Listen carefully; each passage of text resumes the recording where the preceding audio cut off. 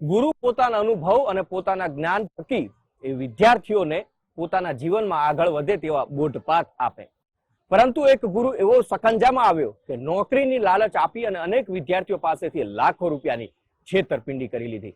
જો કે આ ગુરુને પોલીસે પકડી પાડ્યો છે અને ગુરુએ કસ્ટડીમાં એ વાતની કબૂલાત કરી છે કે ઓનલાઈન સટ્ટા ગેમિંગના કારણે તે ઊંધા પાડે ચડ્યો હતો।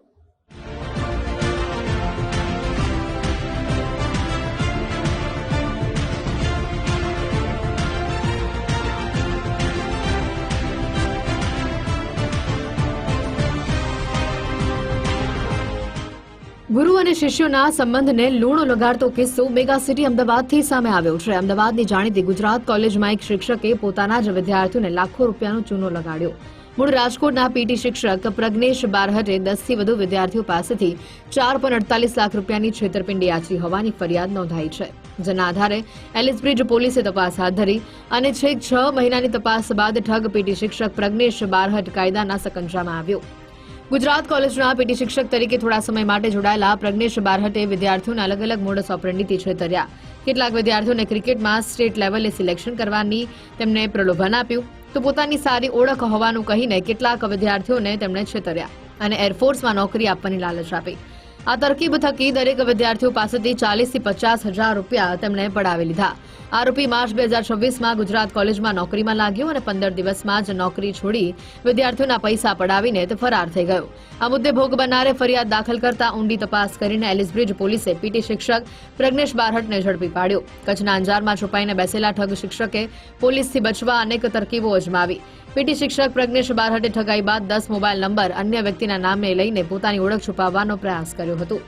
જે આરોપી છે પ્રજ્ઞેશ અનુભવ બારહટ કરીને છે, એ પોતે પીએચડી થયેલા હતા ફિઝિકલમાં અને જે ગુજરાત કોલેજ છે એમાં એ પીટીએ ઇન્સ્ટ્રક્ટર તરીકે ફરજ બજાવતા હતા।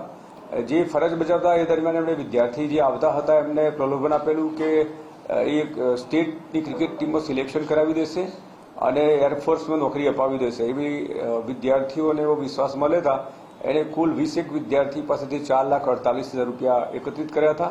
પછી પૈસા લઈને ભાગી ગયેલો અને ત્યાર પછી એને જુદા જુદા 10 નંબર મોબાઈલ બદલ્યા હતા। પછી પોલીસ સતત વોચમાં હતી અને ટેકનિકલ સોર્સનો ઉપયોગ કરી અને અંજાર ખાતેથી એની ધરપકડ કરી છે। ગઈકાલે સાંજે એલિસબ્રિજ પોલીસ દ્વારા ધરપકડ કરવામાં આવેલી છે, એની પૂછપરછ શરૂ છે।